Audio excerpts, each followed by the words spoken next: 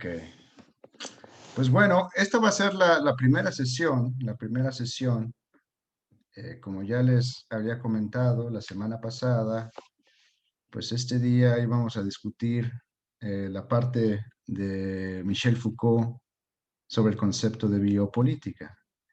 Yo les envié, desde un inicio ya les había enviado yo este PDF, donde afortunadamente encontré en línea que está todo el libro de este libro de biopolítica, ¿no? Eh, Our Reader, que es como es un texto que integra todos los textos importantes clásicos sobre el concepto de biopolítica. Y bueno, hay muchos autores y bueno, prácticamente vamos a leer gran parte de ese texto. Y bueno, esta semana pues nos tocó revisar el capítulo número 2, el capítulo número, el capítulo número 2 y el capítulo número 3 de Michel Foucault, ¿no? Y bueno, quizá para iniciar, me gustaría más o menos ver, pues, cómo sintieron el texto, pues, o sea, ¿ya habían leído ustedes así textos en inglés de una forma más académica? Eh, no sé, me gustaría escuchar sus comentarios. ¿Se les hizo complicado leer el texto? No sé, a ver, me gustaría escucharles para ver en Pues dónde estamos. por Sí. momentos sí estuvo complicado. Sobre todo, no sé si es el capítulo 2 o el capítulo 1 de Foucault, que es cuando habla del poder sobre la muerte y el poder sobre la vida. No sé si ese era el que teníamos que leer. Sí, era el capítulo 2 y capítulo 3, ¿no? Ok, creí que era el capítulo 1. Y pues hay una parte al final de la lectura donde como que lleva como el mismo hilo temático, que es justamente esta cuestión del biopoder y de los tipos de biopoder y cómo hubo un cambio en el siglo XIX. Y luego al final de la lectura yo me perdí un poco porque empecé a hablar como de cómo la sexualidad entraba en esta cuestión. Y como que me saqué de onda y luego lo googleé y vi que era porque justamente el capítulo 2 de la lectura pues era parte de los volúmenes de historia de la sexualidad. Entonces ya como que un poco en ese tenor yo me perdí un poco porque dije, ¿esto qué tiene que ver con la Navidad? Pero algo que me pareció muy interesante es que hasta cierto punto él hace como ciertas críticas de lo que está escribiendo. O sea, no escribe como de a gratis, o sea, no solamente escribe y escribe, sino que hay una parte en donde él mismo se autocuestiona, así de que, oye, no se supone que si estás criticando esto, no deberías de referirte a esto y así, ya está. Entonces, creo que es muy interesante y en cuanto a que haya sido en inglés, sí me perdí un poco porque hay algunas palabras que yo no conocía, pero que simplemente lo busqué, lo googleé y pues ya estuvo. Y sí. Muy bien, Celeste. Una aclaración nada más muy rápido.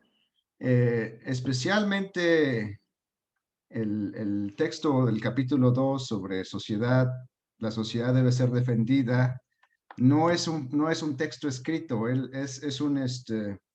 son sus lecciones en el Collège de France, ¿no? De hecho, ahí tendrás una fecha, marzo 17 de 1976. Entonces, propiamente no es un texto escrito, o sea, es decir, no hay un argumento, o sea, obviamente sí los hay, pero da esta libertad como de cuestionarse, ¿no? Y es cierto, tienes toda la razón, o sea, como que de repente hace esos virajes y dice, hay esta excepción, ¿no? Como en el caso del Estado nazi, ¿no? Que para él hay una biopolítica con soberanía, ¿no? Cuando en realidad casi todo el capítulo estaba argumentando que las sociedades modernas, la biopolítica es sin soberanía, ¿no? Sin esta concepción de la soberanía. Estoy de acuerdo. Muy bien. Muchísimas gracias. ¿Alguien más quiere comentar cómo se les hizo los capítulos? ¿Fue un desafío? ¿Se les complicó? Pues ¿Agarraron gran parte? Sí, Mariana. sí, particularmente para mí también fue algo muy similar con Celeste, sobre todo porque es un texto más filosófico que sociológico, entonces pues eso me hizo tener que googlear más los significados de ciertas palabras y esas cosas.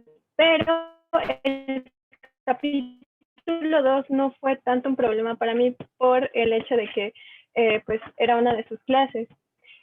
Yo también leí el capítulo 1 y ese, como ya era un texto escrito en historia de la sexualidad, pues fue particularmente difícil para mí. Pero nada del otro mundo, o sea, creo que con el tiempo que tuvimos para leerlo fue suficiente. Pues muy bien, perfecto, ¿no? Pues está bien, pues poco a poco, ¿no? Obviamente poco a poco van a ir agarrando los conceptos, ¿no? Porque todo parte de Foucault. Y también yo creo que van a ir agarrándole a la lectura en inglés, ¿no? Digo, también esto es una práctica constante y pues bueno, así es. Pues bueno, yo lo que quiero hacer, ¿hay algún otro comentario o quizá ya podríamos dialogar la lectura en sí misma? ¿Alguien más quiere dar algún comentario?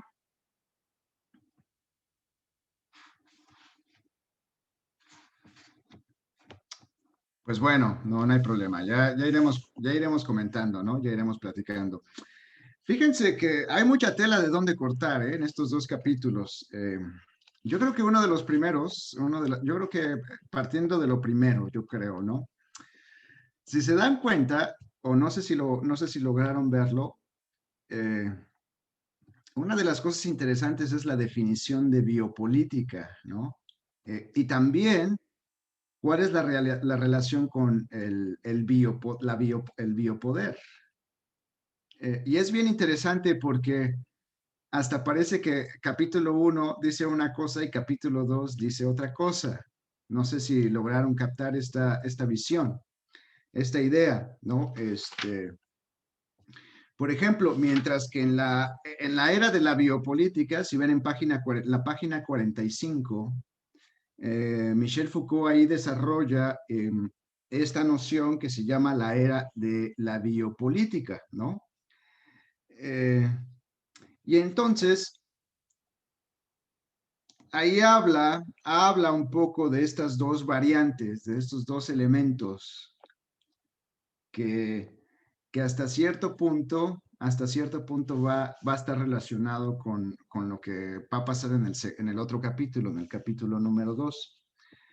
Si vemos ahí, la era de la biopolítica incluye, o sea, ¿qué era lo que incluye en la era de la biopolítica? Lo que él llama las disciplinas, ¿no?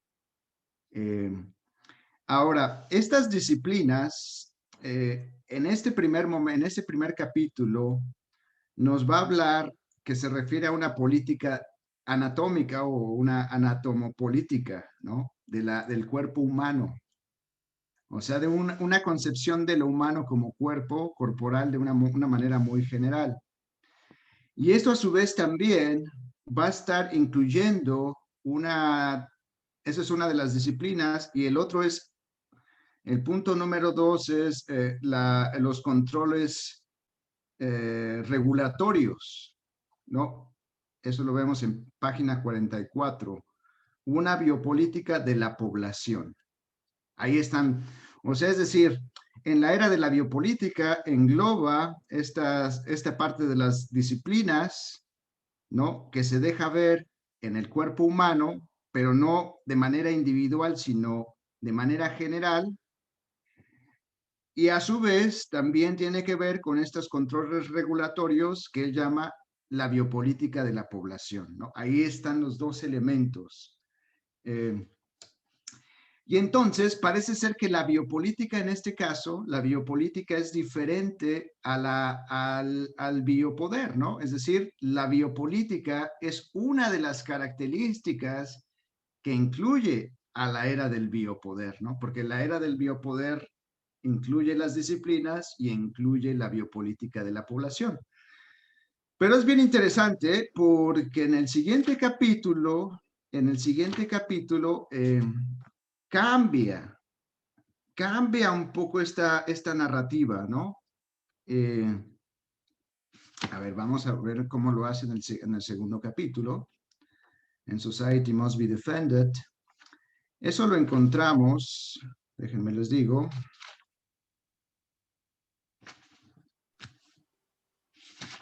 ¿Dónde está esa parte? Está en la página 66, ¿no?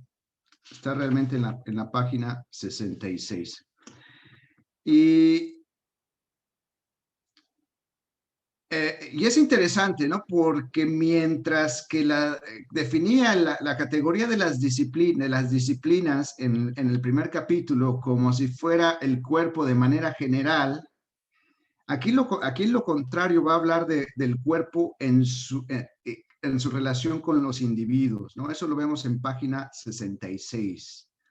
En el segundo párrafo, disciplines for their part deal with individuals and their bodies in practical terms. That we are dealing with in this new technology of power is not exactly society, or at least not the social body as defined by the jurist. Not it is the individual as a body. It's a new body, multiple body. Y entonces aquí habla también de que la biopolítica tiene una relación con la población, es decir, con la multiplicidad de los cuerpos, ¿no? Con la multiplicidad de los cuerpos. Pero lo que me llama la atención aquí es que no mantiene esta distinción que previamente había articulado, ¿no? Sobre la biopolítica y el biopoder, ¿no? Quiero buscar en específico dónde está este elemento del biopoder.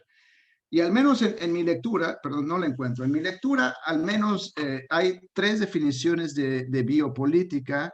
Hay Michel Foucault habla específicamente en estos textos, ¿no? La primera yo creo que tiene que ver más con la primera concepción de la biopolítica. La segunda de Society Must Be Defended es una segunda concepción de la biopolítica. Y habla de una forma distinta en la concepción de la biopolítica en un texto pequeño, un artículo que se llama El nacimiento de la biopolítica, ¿no? Por ejemplo, en la primera concepción que yo encontré de la biopolítica, tiene mucho más que ver con el avance de la tecnología, ¿no? Esto no está en estos 2 capítulos, pero hay un texto anterior que él trabaja donde específicamente elabora históricamente cómo la biopolítica va operando en el siglo XVII, XVIII y XIX. Específicamente él usa 3 ejemplos, uno en Alemania, uno en Francia y otro en Inglaterra, ¿no? Específicamente él habla de que la biopolítica es una forma, una nueva tecnificación, o sea, es decir, una medicalización y una tecnificación que se encuentra a partir de 3 aspectos en estos 3 países. Específicamente en Alemania, él habla de que es la primera vez que hay un sistema de salud y una administración de salud, ¿no? O sea, es decir, que es la primera vez que se conforman los hospitales y desde estos hospitales se establecen formas de control, formas de regulación, ¿no? Porque esta es una tesis central en Michel Foucault, ¿no? Yo creo que y tiene que ver con el elemento de la medicalización.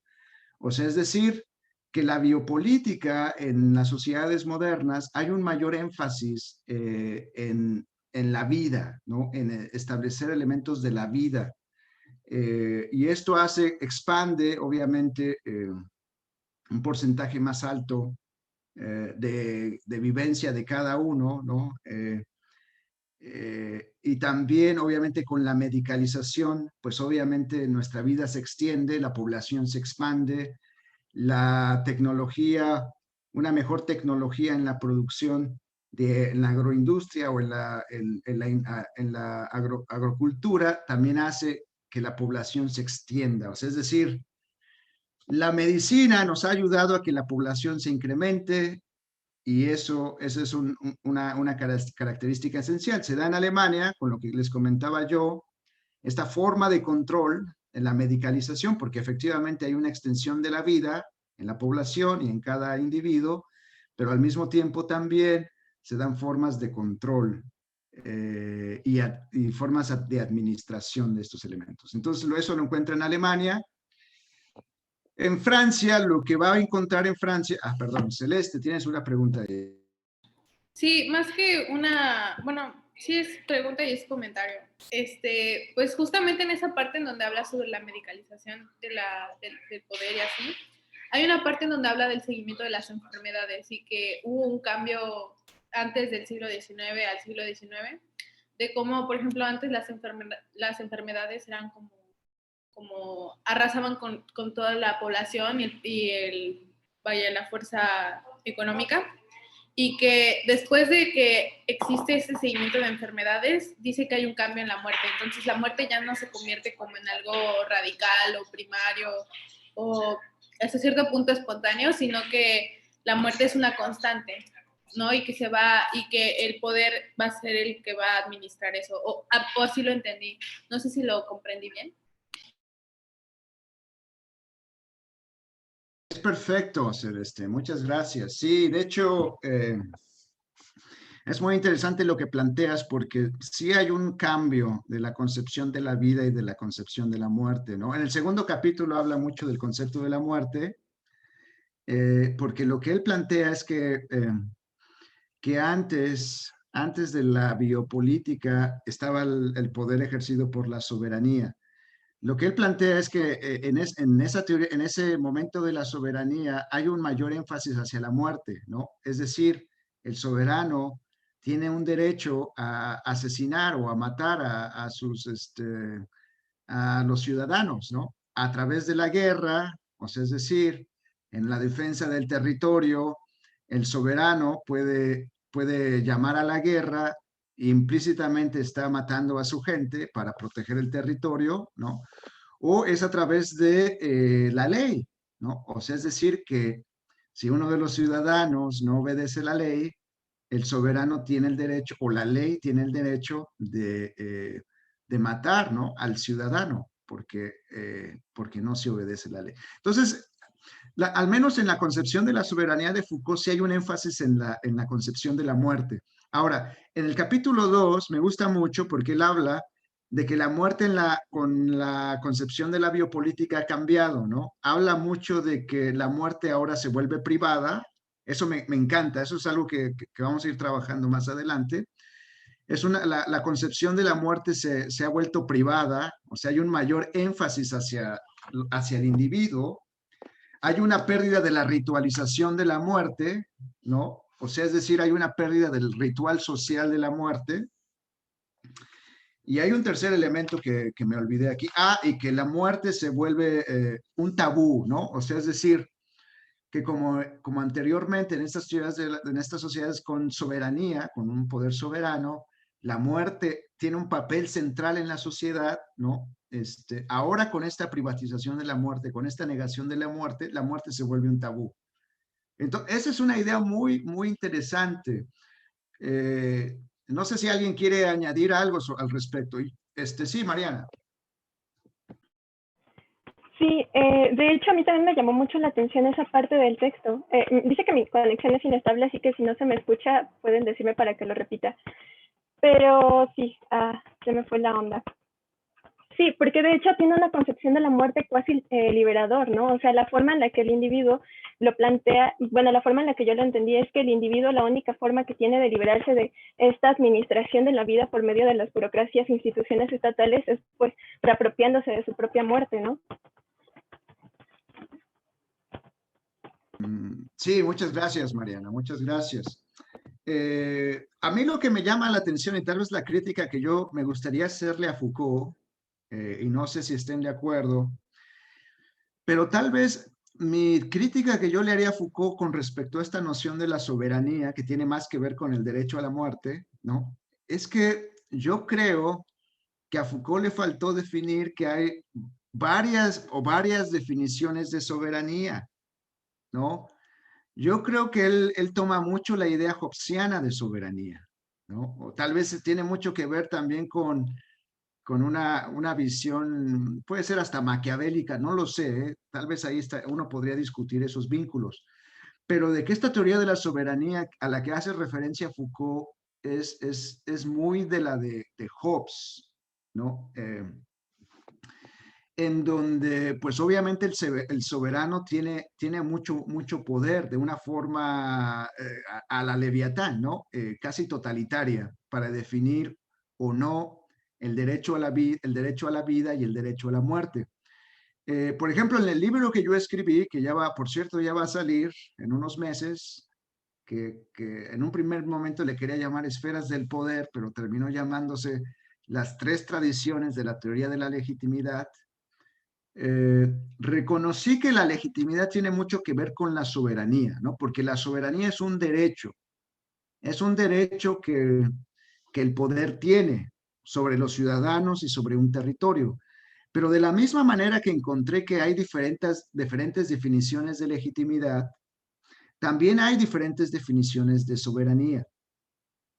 Por ejemplo, yo creo que esa noción de soberanía a la que habla Michel Foucault tiene mucho que ver con lo que yo definía como una especie de teoría de la legitimidad monológica. Es decir, que la fuente de poder recae en el soberano, ¿no? Recae en el sujeto con el sujeto que tiene el poder. Pero hay otras fuentes de legitimidad, ¿no?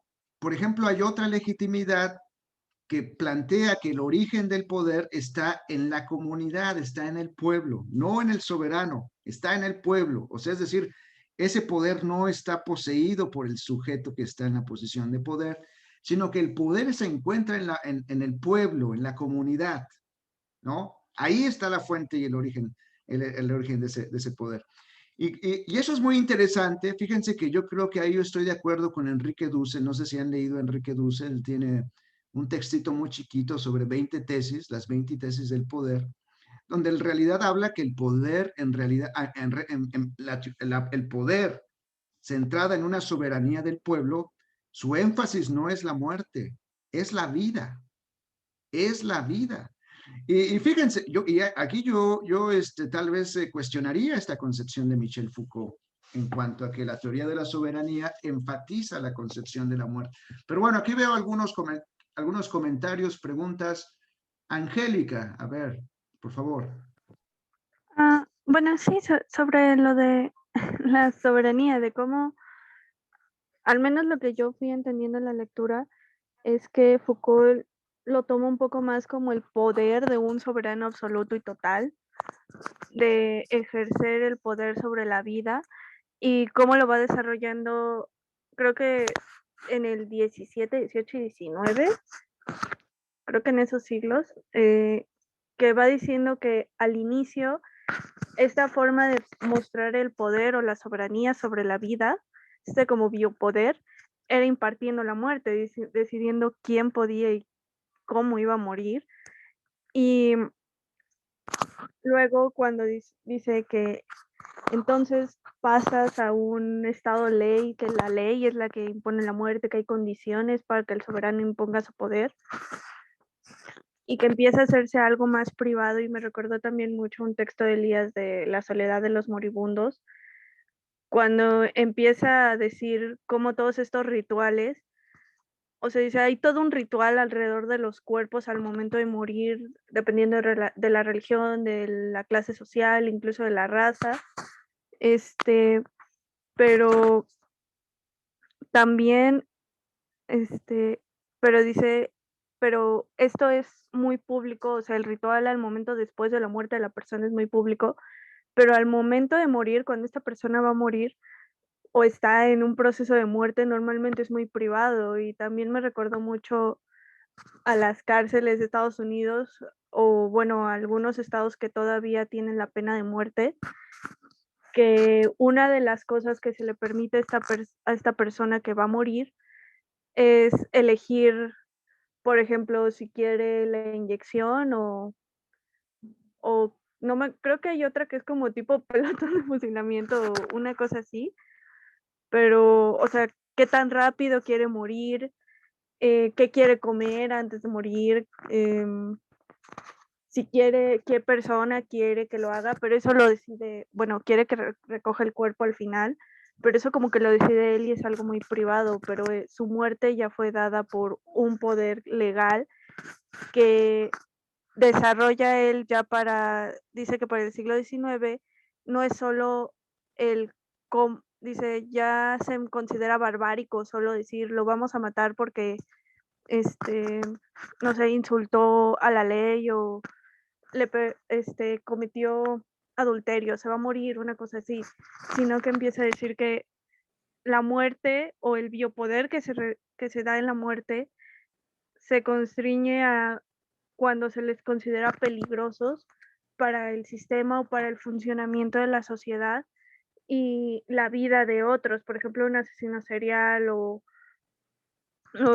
una persona que cometió algún tipo de homicidio, entran en esta como categoría y cómo va desarrollando que dice el biopoder no es en sí el poder de proteger la vida, sino de impartir la muerte, hasta que en sociedades modernas empieza a describirlo un poco más como administrar la vida, que bueno, al menos a mí esa parte se me hizo muy bonita y muy interesante, como va diciendo que conforme se va generando el capitalismo, se va construyendo el capitalismo, es esta parte de organizar y administrar la vida de los trabajadores, de los jefes, por clase, por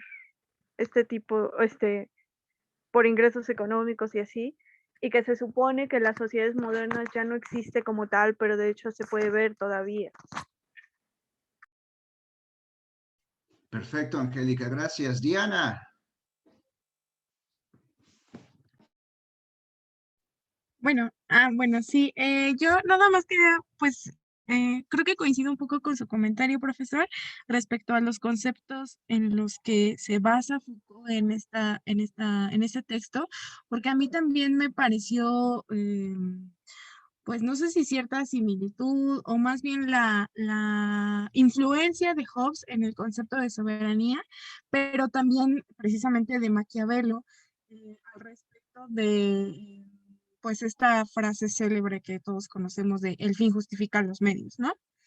Y por otra parte también un poco con el concepto de razón de Estado, con la cual pues la razón de Estado precisamente legitima las decisiones que tome o no el soberano en función de lo que él considera o el mandatario en turno considera que es el bienestar para el territorio, para los ciudadanos, para los gobernados. Y por otra parte, esto donde enuncia la nueva relación que hay con la muerte de manera un poco más privada, bueno, no sé si sí tenga un poco que ver, pero a mí me sonó un poco al texto de Hannah Arendt, de lo público y lo privado, que pues bueno, ella menciona que inevitablemente van unidas relaciones sociales públicas con las privadas, pero que a su vez están separadas. Sin embargo, que estén separadas no las hace independientes una de otra y una y otra influyen entre sí. De modo que pues lo público afecta en lo privado al momento de relacionarnos, al momento de concebirnos como individuos y a la inversa, nuestra concepción privada de individuos y las relaciones privadas que podemos tener entre nuestros lazos familiares, pues afectan o más bien permean en la vida y en la opinión pública y pues bueno, en este caso aplicándolo al concepto de la muerte. Buenos comentarios, muchas gracias. Voy a retomar algunas ideas que comentaron aquí. Estoy de acuerdo con el texto de Norbert Elias, Angélica creo que fue la que comentó esta idea, porque efectivamente Norbert Elias, obviamente desde una perspectiva occidental, pues sí hay un planteamiento de que la vida y la muerte están como en la sociedad moderna separadas, ¿no? Diferenciadas. Y sí hay una pérdida del ritual. Ahora, Michel Foucault también lo trabaja, ¿eh? ¿Cómo se llama este texto? Donde trabaja, bueno, donde es famoso, se me olvidó el nombre del texto, perdón, pero él habla mucho de cómo en estas supuestas sociedades con énfasis en la soberanía, ¿no? había espectáculos sociales donde el criminal, el criminal iba a la plaza pública, ¿no? Y el criminal en la plaza pública era ejecutado, ¿no? O ya sea pues con caballos que estiraban sus partes de su cuerpo, o a través de colgarlos, ¿no? En la plaza pública. Entonces había un elemento de que la ejecución, el sufrimiento, la muerte era un elemento de lo público. Eventualmente, cuando habla de las disciplinas, ¿no? De esta categoría que es fundamental, ¿no? Porque efectivamente lo que hace es, que tiene mucho que ver con esta teoría que habla de la sociedad normalizada, o la normalización de la sociedad, ¿no? Y esto es muy interesante porque otra cosa que cambia es que en la sociedad que tiene énfasis en la soberanía está mucho más regulada por la ley, pero en la sociedad biopolítica, digámoslo, está más regulado por la norma, ¿no? O sea, mientras que la soberanía a través del derecho del soberano utiliza la ley para enmarcar esa concepción de la muerte, ¿no? Es decir, el criminal, ¿no? La guerra, son formas públicas de morir, ¿no? De muerte.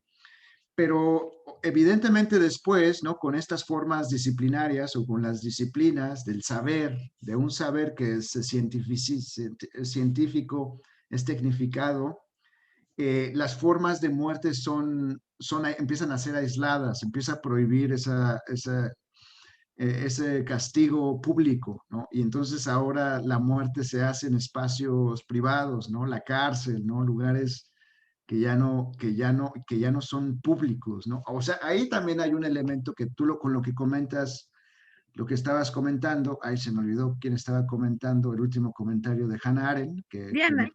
perdón, Diana, sí, Diana, que ahí un poco puedes notar estos matices de lo público y lo privado, ¿no? O sea, es decir, o de repente la criminalización hacia la gente con, o sea, categorizada como de locura, ¿no? O sea, es decir, ya se empiezan a generar espacios privados donde se trata a esas gentes, las cárceles, ¿no? O sea, son sistemas más administrados, ¿no?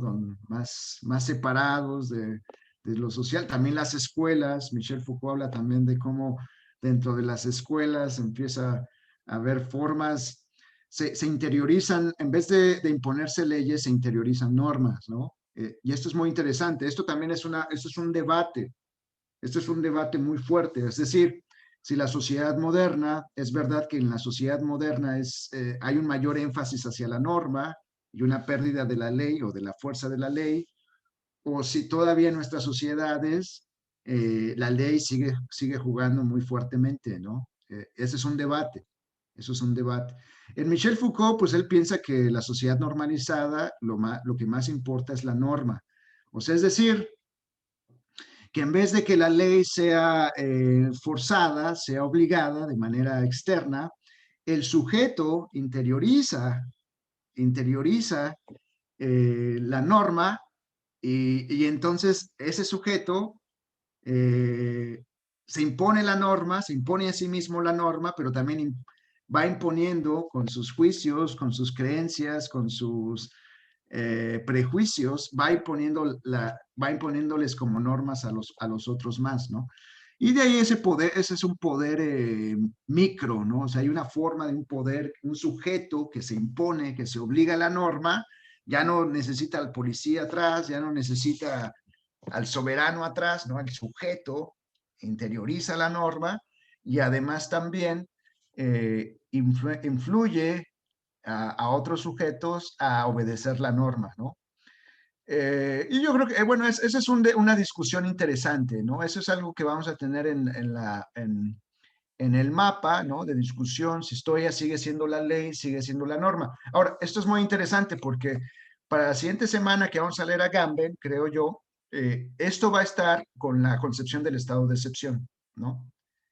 Porque en el estado de excepción, efectivamente, al menos en Agamben, se suspende la ley, ¿no? Y entonces al suspenderse la ley, eh, ejerce un poder autoritario, ¿no? del soberano. Aunque no opera por medio de la norma, ¿no? No es una sociedad normalizada, sino es una sociedad excepcionalizada. Es decir, es obligada, es ejercida, el estado de excepción siempre no es una norma, digamos, interiorizada del sujeto, sino es coaccionada por poderes, ¿no? A través de terrorismos, de institucionales, a través de la fuerza. Eso es algo que vamos a ir debatiendo. Perdón, pero ya me metí en un tema que bueno, que eso se trabajará la siguiente semana, ¿no? Bueno, ¿alguna otro punto sobre esto? Fíjense que eso es una cosa interesante, porque para lo de mi libro, o sea, fíjense que para lo del libro y resaltando esta categoría de la muerte, tal vez mi aproximación bueno, vale, vamos a retomar la teoría de la soberanía o teoría de la legitimidad, ¿no? Porque yo creo que todavía sigue ejerciendo, ¿no? Eh, pero no solo ejerce, por ejemplo, con Michel Foucault, que habla de que la teoría de la soberanía, se encuentra que incluso la teoría de la soberanía sigue ejerciendo, perdón, él habla de que la biopolítica sigue ejerciendo bajo una rúbrica de la teoría de la soberanía que produce muerte. El ejemplo más claro que utiliza es el Estado nazi, ¿no? Y esa es un poco a la excepción a la regla que estaba hablando de la concepción de biopoder, porque evidentemente en la concepción de biopoder hay un énfasis en la vida. ¿Qué tipo de vida? Una vida biológica. Es a través de la norma y no de la ley, es a través de mecanismos y dispositivos, ¿no? De tecnologías de poder. O sea, esos son un poco los elementos que hacen característica de la biopolítica. No hay poder soberano, ya no hay derecho sobre la muerte o la vida. Pero en el caso del Estado nazi, ahí hay una excepción a la regla, ¿no? Ahí sí creo que Foucault dice, aquí sí, aquí hay algo diferente, aquí se encuentra biopolítica, sí encuentro teoría de la soberanía, porque hay una razón de Estado, una lógica de Estado, el poder del soberano, y también hay muerte, ¿no? No hay vida, hay muerte.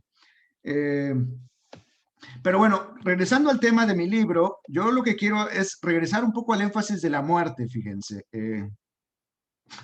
Tal vez ahí, si me logro, ahí es donde yo quiero plantear el puente, ¿no? Obviamente ese es el trabajo que necesito yo hacer. Pero en el caso mío, yo quiero retomar ese concepto de la muerte, ¿no? Porque yo creo que esas formas de ritualización de la muerte no solamente son ejercidos desde cómo se ejecuta la ley, como con los criminales, ¿no? Que se exponía al criminal en el espacio público. Yo creo que hay elementos de la muerte, el poder ritual de la muerte, y era un poco algo de lo que hablamos la semana pasada, chicos, el ritual de la muerte, donde en el ritual de la muerte, el muerto ya no se vuelve un tabú, la muerte ya no se vuelve un tabú. Creo que uno de los problemas de que la muerte se vuelva un tabú es primeramente ese énfasis a la vida por la medicalización y la tecnificación de la vida, y a la vez también es un miedo a la muerte, ¿no? Eso ya lo había visto Heidegger, ¿no? Desde este libro de Ser y Tiempo, ¿no? De ese ser que va hacia la muerte, pero yendo hacia la muerte está en un estado de solitud, de melancolía, ¿no? Eh, pero yo creo que los rituales sociales de la muerte, que tal vez se ejercen en los pueblos originarios, por ejemplo, lo vemos en México con el Día de Muertos, lo vemos con los aymaras, ¿no? Donde los aymaras tienen una idea donde los muertos se van, ¿no? No los muertos mueren, sino los muertos se van porque siempre regresan. O sea, hay una idea cíclica, o sea, hay una idea donde la muerte ya no está totalmente separada de la sociedad.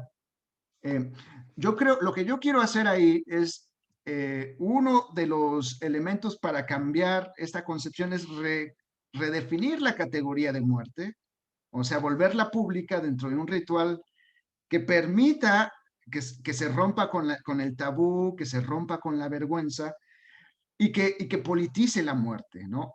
Ahí está un poco una línea de pensamiento, politizar la muerte, ¿Y en qué sentido tiene que politizarse la muerte? En el sentido de que al muerte, al volverse ritual y al volverse comunitaria, eh, los individuos recordamos la fuerza que tenemos como comunidad y como sociedad. Porque uno de los problemas de la biopolítica, y eso lo hace muy bien Michel Foucault, es la individualización. O sea, la sociedad moderna está esta tendencia de individualizar a los sujetos. Cuando individualizamos a los sujetos hay una forma política, nos olvidamos del poder que tiene la organización comunitaria. Cuando hay una forma de privatización de las vidas, ¿no? Donde hay ganancia, donde hay pérdida, donde hay una forma de capitalización, ¿no? Pero sí, yo creo que hay una forma de politizar la muerte a través del ritual. Nos mueve otra vez el imaginario colectivo, la fuerza de lo colectivo que cuestiona los fundamentos más potentes de la biopoder. Pero esa es la idea, esa es una idea. Obviamente tengo que trabajarla más, pero ¿qué les parece de inicio? ¿Les late? ¿Les parece interesante esta idea? A ver, Manuel. A mí se me hace bien interesante porque, bueno, o sea, como yo desde ahorita entiendo la muerte o me aproximo hacia ello, es pues al final una aserción metafísica, ¿no? Incomprobable, pero al mismo tiempo es incomprobable e irrebatible porque no hay cómo acceder a una idea certera de la muerte. Entonces, por tanto, siempre va a estar en contexto alojada a partir de una ontología particular. Y creo que desde ahí, o sea, como desde la fundamentación de cómo se entiende o cómo se define dentro de una ontología, es como se pueden hacer derivaciones de funciones ontológicas dentro de la misma ontología y que cada función ontológica tendría asimismo su dimensión de poder, tanto como dispositivo como para, pues no sé, quizás reconocimiento individual o algo así, pero sin dejar de, sin dejar de separar que, pues que cada individuo es siempre un sujeto de tanto de su ontología particular como de la sociedad y del tiempo en el que habita, ¿no? Pero, bueno, esta es quizá una pregunta. ¿Cómo o a partir de qué estrategias o no lo sé, usted definiría o construiría esa categoría de muerte? Si, bueno, o sea, pensando cómo lo entiendo yo, que tiene que estar muy en relación siempre a un contexto o a cierta ontología particular, porque según entiendo, no hay una idea o una categoría universal de muerte para todas las culturas, ¿cierto? Sí, no, estoy de acuerdo, Manuel. Gracias, ese es un buen comentario, ¿no? Aludiendo al elemento de la antología. Yo lo que tengo, a lo que yo quiero entender es que, o sea, la muerte sigue ejerciendo, o sea, obviamente hay cosas que, o sea, todo el mundo va a morir, esa es una certeza, ¿no? Eh, Hay diferentes concepciones de muerte, sí las hay, pero tal vez son constructos sociales, son culturales, ¿no? Definitivamente hay una construcción de muerte que es lo más, digamos, es la más predominante y tiene que ver con esta concepción del biopoder, ¿no? La medicalización. Porque ahí la concepción de vida y muerte es en términos biológicos, ¿no? Y creo que también ahí es donde mi miedo que tengo en la concepción de Michel Foucault, como parte de esta idea de la medicalización, de nuevas técnicas del poder a través pues de los sistemas de salud, creo que uno de las limitantes del concepto de vida y de muerte, ambos conceptos en Michel Foucault, es que sigue siendo muy biológica, ¿no? O sea, es decir, ¿qué es vida y muerte en una concepción biológica eh, o en una terminología médica, pues, ¿no? O sea, uno puede tener narrativas, ¿no? De esto es vida en términos biológicos. Muchos podrían hablar de un sistema orgánico. Hay debates interesantes, obviamente, porque desde una beta biológica, pues uno podría hablar como un sistema autorreflexivo, con una tónica de sistemas orgánicos, ¿no? De hecho, justamente en la semana, con todo este debate bueno, con la cuestión esta de Providence, creo que no recuerdo cómo se llama esta máquina que fue enviada a Marte. Hay una redefinición de lo que es la vida, ¿no? O sea, el ser humano está esperando ver una vida muy similar a lo que encontramos aquí en el planeta, ¿no? Un sistema biológicos, sistemas orgánicos, ¿no? Obviamente en microescala, ¿no? O sea, y también hay elementos, elementos químicos que hacen necesario esa interacción, ¿no? No recuerdo, hay como siete elementos químicos que hacen la vida, ¿no? O el carbón, no recuerdo, no soy un biólogo yo, ¿no? Pero hay elementos ahí que hacen, la interacción de esos elementos hacen que ese elemento orgánico, biológico viva, ¿no? Es autogestivo en términos de sistema entorno de Niklas Luhmann, ¿no? De autorreferencial, ¿no? Eh, y obviamente que toma elementos químicos, como en el caso del dióxido de carbono, y entonces este organismo, microorganismo, hace que de repente esos químicos se distorsionen y generen el O2, ¿no? El oxígeno. O sea, es decir, yo creo que sí hay un debate fuerte en términos de qué sería la vida y qué sería la muerte. Si la vida es netamente biológica o al menos para mí, yo creo que tiene que también tener más elementos culturales y sociales, ¿no? Eso también está parte de ahí. Eso es parte del debate. Pero, y perdón rápidamente acá para responderte a Manuel, para darle la palabra a Celeste, yo lo que veo como una forma tergiversada de la muerte es lo que tenemos en México hoy en día, ¿no? Con el narcotráfico. Eso lo estábamos hablando un poco la semana pasada, ya no nos dio tiempo. Pero fíjense cómo está centrada una forma de política centrada en la muerte del narcotráfico. O sea, la muerte está en todos lados. O sea, parece que la muerte regresó nuevamente al espacio público, pero no de una forma ritualizada, ¿no? Sino que, y eso hay que pensarlo, porque yo no lo he trabajado, tiene que ver con eso. Y tal vez tiene un elemento cultural, digo, hay una cuestión de una devoción por la muerte, ¿no? La Santa Muerte, o sea, sería interesante ver cómo entra, no lo he estudiado yo, pero tal vez una de las ideas es entender cómo entra la Santa Muerte en estas dinámicas, ¿no? De la vida alrededor del narcotráfico, ¿no? Los efectos que esta concepción de muerte crea en esta sociedad. Al menos para mí, la gran distorsión y la gran corrupción es que no empoderan a la sociedad. Lo que produce son mayores miedos, eh, y ese miedo contrapone mucho a estas formas de políticas de organización, ¿no? Y de buscar nuevas utopías, mejores sociedades. Es decir, creo que esta concepción de la muerte que encontramos en México está distorsionada, ¿no? Entonces yo lo que creo que ahí podría ser es buscar alternativas de la concepción de muerte que nos vuelva a empoderar, que nos vuelva otra vez a llegar a a los espacios públicos, ¿no? Para generar estas nuevas sociedades. Pero Manuel, todavía me falta, ¿eh? O sea, sé que hay que trabajar un concepto de muerte y todavía no lo he encontrado. Creo que me puede ayudar mucho los pueblos precolombinos, ¿no? Tanto los aymaras como posiblemente los aztecas, como tenían esta concepción de la muerte. Ahora, tal vez no, ellos no eran muy democráticos, entonces hay que reajustarlo. O sea, hay una categoría que necesitamos utilizar, pero tenemos que reajustarlo a nuestras circunstancias hoy en día, ¿no? Pero bueno, a ver, Celeste. Pues justamente tuve como la misma duda que Manuel. Así, entonces hay una parte en el segundo capítulo en donde dice que las personas no estamos vivas y no estamos muertas, sino es que hasta que entramos a los sistemas de poder. Entonces, bajo esa premisa un poco como que, yo llegué como a esta conclusión de que no podemos decir que estamos vivos o estamos muertos, sino hasta que estamos como en sociedad, hasta cierto punto.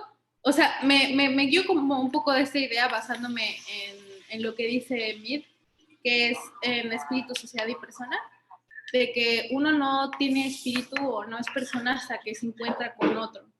Entonces, bajo esa concepción, yo también me hago la pregunta de, ¿estoy vivo cuando estoy solo? Como un poco la duda de Gaspar Hausen, de Gaspar Hausen es persona o es un sistema orgánico nada más. Y la cuestión de vida, pues justamente tampoco se puede limitar únicamente a lo biológico, a lo químico, porque hay otras cosas que van más allá. O sea, podemos decir, sí, claro, los animales están vivos, pero los animales no tienen conciencia de que están vivos. Solamente existen en función como a sus instintos primarios, sus instintos animalísticos. Y realmente lo que, o sea, o como a la conclusión a la que yo llegué, como que es que el concepto de estar vivo o el concepto de vida es meramente cuando tu organismo biológico te encuentras en una intersubjetividad con otro, y es ahí donde tú trasciendes, o sea, es que esto está muy fumado, perdón, pero tú trasciendes como más allá de tu cuestión biológica, tu cuestión orgánica, para llegar a un plano de conciencia, porque hasta cierto punto no tienes conciencia hasta que entras en contacto con el otro. Yo obviamente me estoy basando de la teoría de George Schmidt, ¿no? Pero sí, como que tuve ese tren de pensamiento un poco complejo y enrollado, pero sí, es muy interesante, me dejó muchas dudas el texto de Foucault. Te agradezco. Fíjate que no lo había pensado. Mead puede ser tal vez encontrar este elemento social, ¿no? Porque creo que, otra vez, creo que uno de los problemas de Foucault, me parece, es incluso, hay categorías que las embona mucho desde el esquema biológico, ¿no? Por ejemplo, otra de las categorías que van a ser problemáticas es la categoría de raza, ¿no? O sea, se le hace una lectura, al menos en Foucault, la categoría de raza de una forma muy biológica, ¿no? Y aquí hay debates muy fuertes acá en Estados Unidos respecto a eso, ¿no? Que si la raza es netamente biológica o biologicista, la concepción de raza es cultural, la concepción de raza es social, la concepción de raza es política. O sea, ahí hay una discusión bastante potente. Y yo creo que ahí Michel Foucault sí... otra vez, creo que queda un poco limitante, ¿no? O sea, sí hay elementos biológicos, pero no solo eso. O sea, no le quiero cuestionar toda esa parte. O sea, sí hay elementos biológicos, pero no solo elementos biológicos, sino que también hay que ir tejiendo los otros aspectos que son necesarios, ¿no? Y yo creo que está padre, Celeste, que me comentes sobre mí. No lo había revisado desde esa perspectiva. Tal vez le voy a echar una relectura a Mead y si tiene una concepción de vida social. Sería padre revisarlo, ¿eh? Me gustaría verlo. A ver, Diana, ¿qué comentario tienes? Bueno, es que respecto a lo que comenta Celeste, sí me parece muy atinado, pero plantearlo como en contraposición de un concepto biológico, creo que puede ser un poco falaz. Lo digo porque sé que con los autores que estamos viendo, pues los conceptos biológicos son hasta cierto punto con un talante meramente científico y efectivamente únicamente vital respecto a hablar de instintos, a hablar de elementos, etcétera, etcétera. Sin embargo, pues los animales sí tienen relaciones sociales y sí tienen ciertas, digo, evidentemente no tenemos alcance de sus percepciones de muerte, pero sí tienen la capacidad de razón, de comprender cuando existe la vida y cuando existe la muerte. Esto lo digo porque estoy, bueno, a mí me interesan mucho justamente estas cuestiones de las relaciones sociales entre los animales, y por mencionar algunos ejemplos, apenas en África apenas acabo de leer un artículo de dos reservas naturales, una en África y una en Brasil. La de África es es una reserva, como les comento, en la cual hay distintos grupos de leones y aparentemente, por lo que pueden ver los guardias de la reserva, pues hay cierta guerra territorial en la cual asesinan entre leones a dos jerarcas de bandos contrarios. Y en otro de los artículos, el que se llevó a cabo en Brasil, igualmente en una reserva ecológica, por otra parte, una familia de primates, o bueno, sí, de primates, igualmente asesina a el primate jerarca de la localidad norte de la reserva natural. Y mencionan en estos artículos el concepto de asesinato porque pues esta cosa que cabo no la hacen con la intención de sobrevivir o propia o por comer, sino por una relación social en la cual pues están aparentemente defendiendo su territorio, pero sin que haya un medio. Es decir, es una estrategia de asesinato de por medio. Y por otra parte, respecto a los elefantes, pues bueno, ellos sí llevan a cabo rituales de despedida cuando uno de los suyos fallece. A lo que voy con esto es que es importante entonces tener en cuenta que probablemente sea un poco, más bien sea necesario evaluar qué significado biológico, o sea, sí, biológico de la muerte se tenga en cuenta porque sí hay un conocimiento por parte de los animales respecto a la muerte. Me refiero a que no es necesario que seamos personas o seres humanos o lo que entendemos como individuos. Sí, no estoy de acuerdo, no estoy de acuerdo. Y de hecho, fíjense que además de una reconceptualización de la muerte, sí hay que repensar el concepto de vida, ¿eh? Porque creo que uno de los problemas es le llaman el antropocentrismo, es decir, que utilizamos categorías que se centran en la experiencia humana. Yo creo que uno de esos conceptos ha sido el de vida, ¿eh? Eh, Porque estoy de acuerdo con lo que se comentaba, es decir, sí, los animales tienen lenguaje, ¿no? Las ballenas, ¿no? Tienen, es impresionante los lenguajes que hay, no sé cuántos lenguajes tienen, y la manera de comunicación es increíble, ¿no? No, ni siquiera viaja por el aire, ¿no? Con ciertos, con ondas electromagnéticas, que es lo que nosotros utilizamos para internet. O sea, son cosas que están loquísimas, ¿no?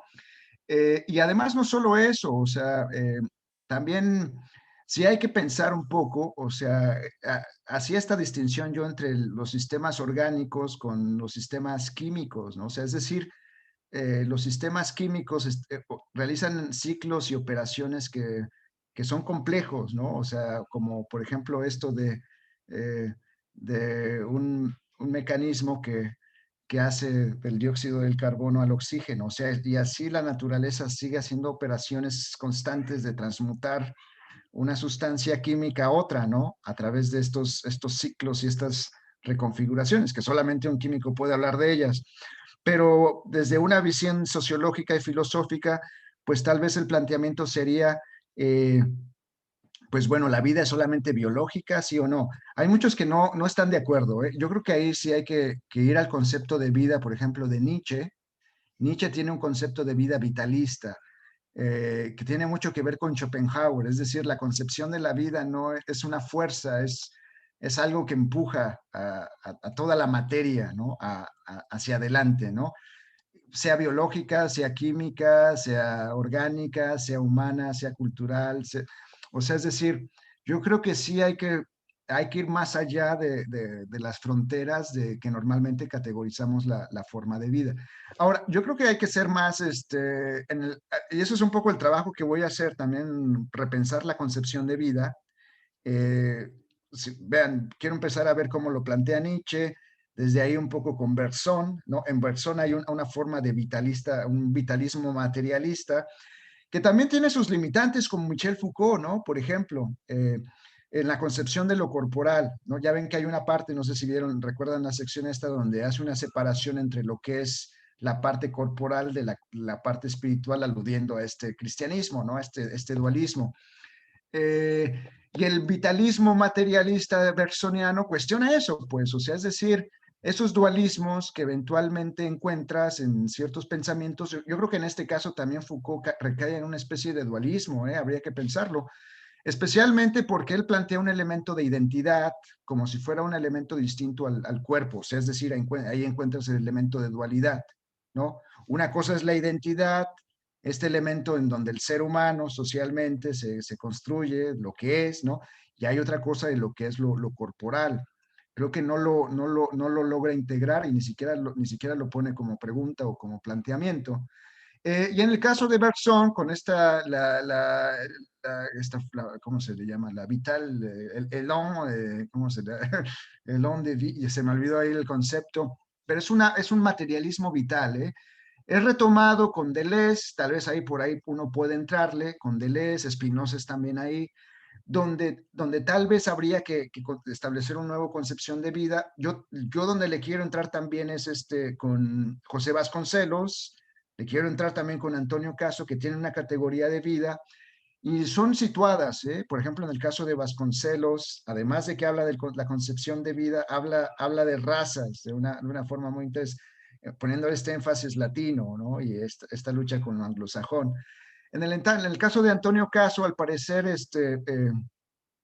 habla de un elemento dualista, de esta concepción materialista. Tal vez tengo que leerlo, tengo que meterme más con él, no lo he revisado, ahorita estoy leyendo más a Vasconcelos, pero Vasconcelos lo integra, ¿eh? Es maravilloso lo que dice. Vasconcelos incluso dice que para él hay una especie de y esos hay debates que hay que entender.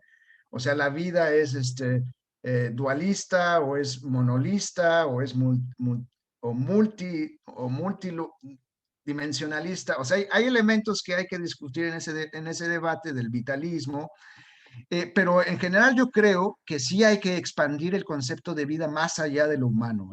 Aquí yo creo que tal vez estaría un poco más de acuerdo con este francés, Latour, ¿no? De los actuantes, ¿no? De establecer colectividades políticas más allá de lo humano, y no solamente también lo técnico, ¿no? O sea, es decir, lo tecnológico no es un ente orgánico, es un ente quizá mecanístico, ¿no? Que también habría que incluir, cibernético, que habría que incluir en esta dimensión de vida.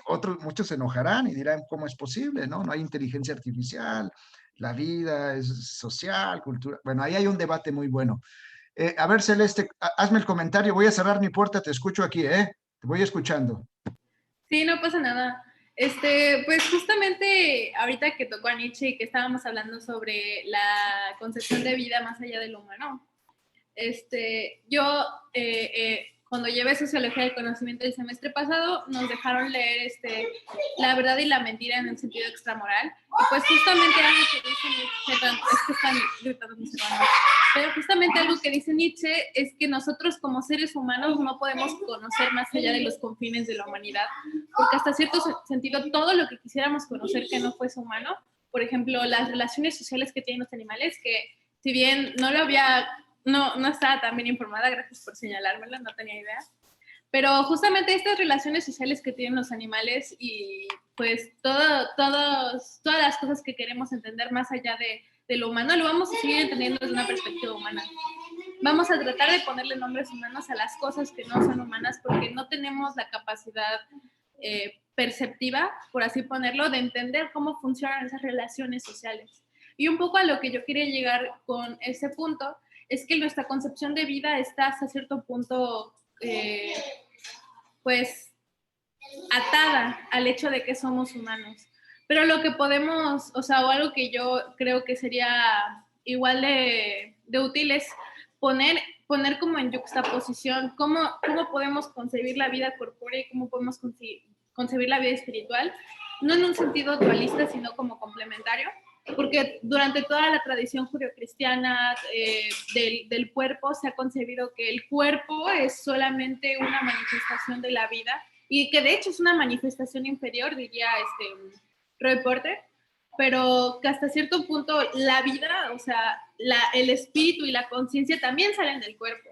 Si no podemos concebir la existencia y concebir la conciencia si no tenemos el aparato, por así ponerlo, intelectual, biológico para hacerlo, como sería, pues, en el caso humano, pues, el desarrollo neuronal del cerebro y de la sinapsis, ¿no?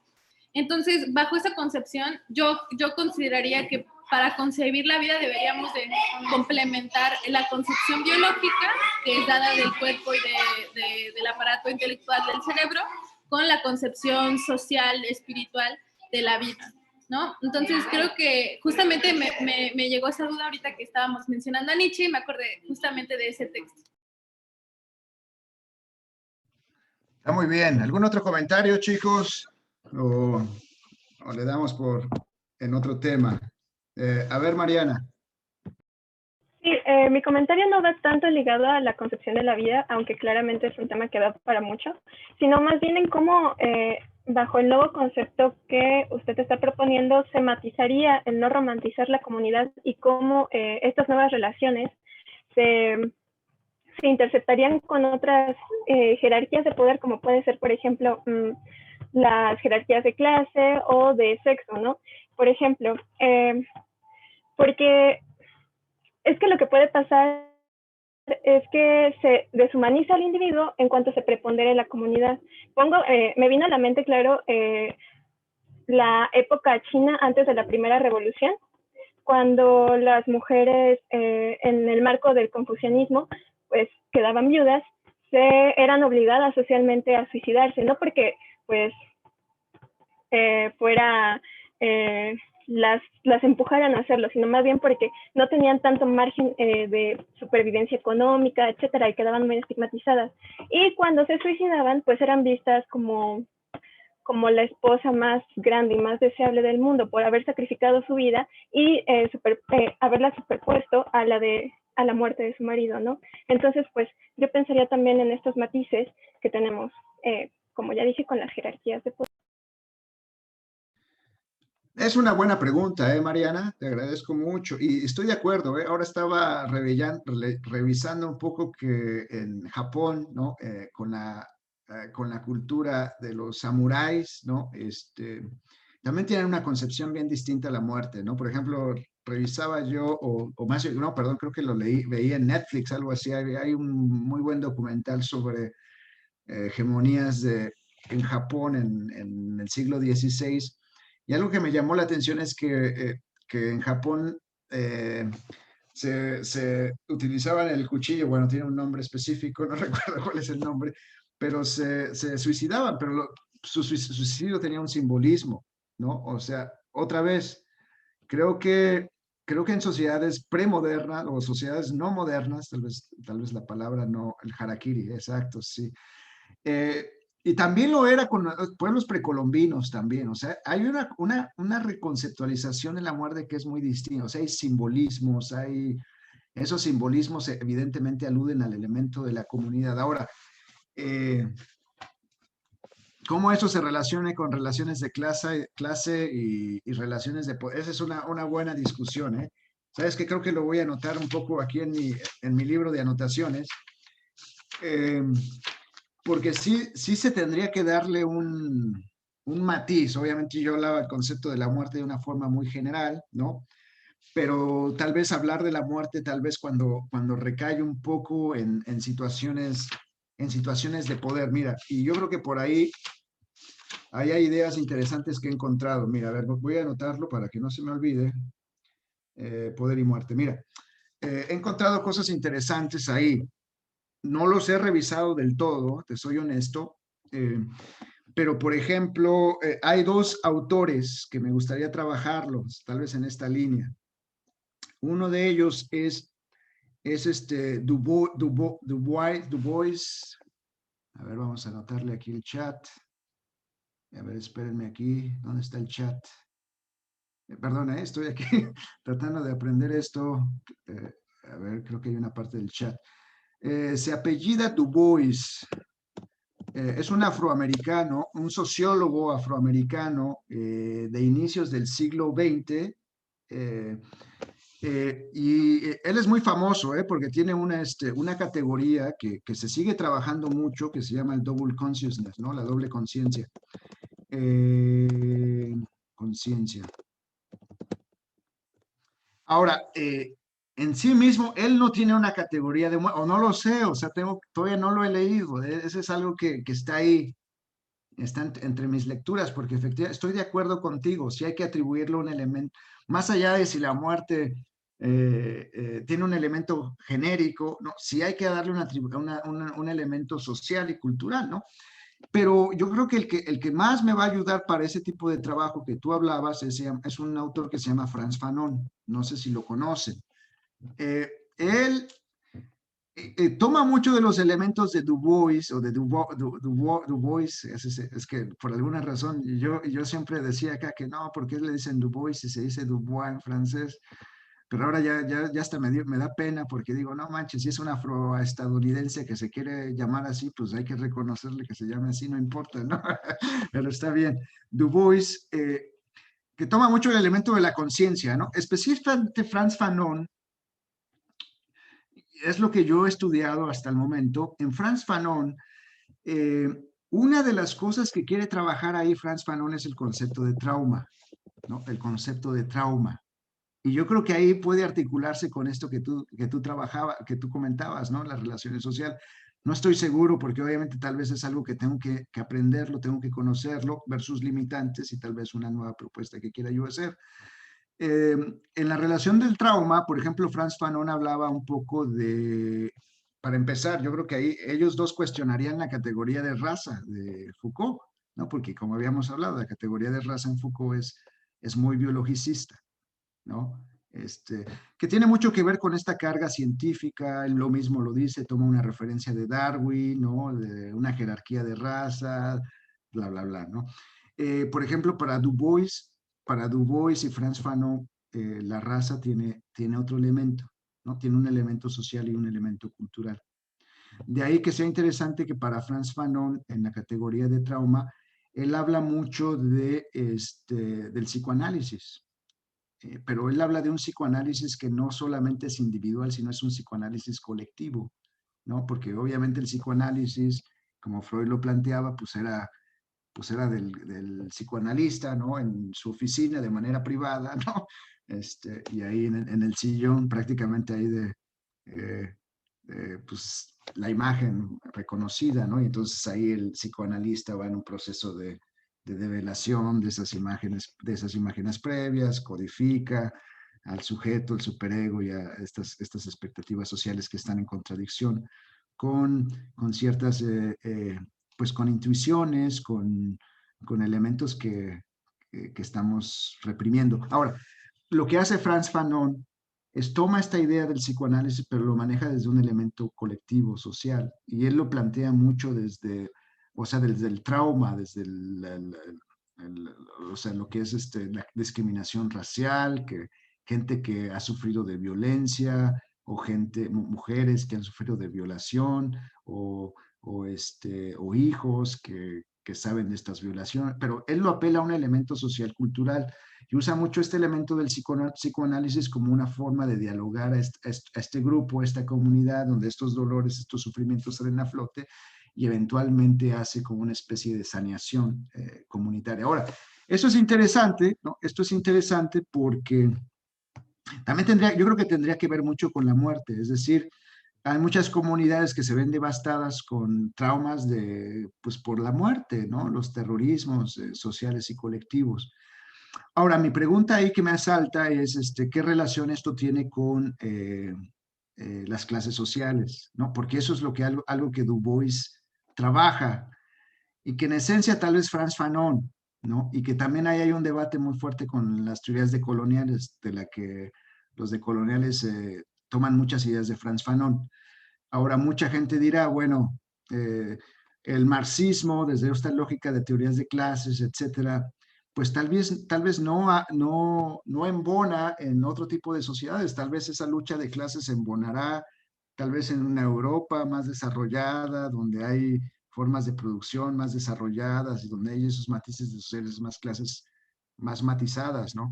Otros cuestionarán y dirán, bueno, es que en pueblos originarios, en comunidades, no hay esas formas de lucha. O sea, para empezar, ni siquiera hay una forma de sociedad moderna, ¿no? Donde hay una individualización, etcétera, y hay una codificación de clases. Pues digamos que en pueblos precolombinos hay un elemento de comunidad muy fuerte y ni siquiera hay una concepción de una lucha de clases, ¿no? La gente del pueblo originario te dirá por qué tendría que luchar con mi hermano, por qué tendría que luchar con mi primo, ¿no? ¿Por qué tendría que luchar con alguien de mi familia o con alguien de mi comunidad? O sea, hay una dinámica distinta, ¿sabes? Y yo creo que también habría que reencontrar estos elementos. Digo, hay Marx también, por ejemplo, esta categoría de interseccionalidad juega muy bien, ¿no? En términos de que no solo es la clase, sino también hay elementos identitarios como el género, ¿no? La etnia, juega también mucho la raza, la sexualidad, o sea, hay muchos elementos que están jugando que sí habría que plantearlo, pero te soy honesto, no lo tengo muy claro, ¿eh? Y creo que por eso lo anoto, porque sí creo que sería interesante plantearlo, ¿eh? No sé, alguna idea por ahí, tal vez alguna sugerencia que me quieras dar, Mariana, o alguien más. Pero bueno, no lo sé, digo, eso tal vez en la última parte lo podríamos ir hablando más en específico, ¿no? Pero bueno, perdón, Mariana, tal vez no tengo la respuesta, lo que tengo son muchas preguntas, ¿no? Pero bueno, pero sí, no, gracias por el comentario, muy buen comentario, te agradezco muchísimo. Pues bueno, si quieren, pues voy a ir con el texto para ver, para ir redondeando, para ir cosas que quedaron ahí como sueltas, algunas dudas que a lo mejor les queden sobre los textos mismos, ¿no? A ver, vamos a ver. eh,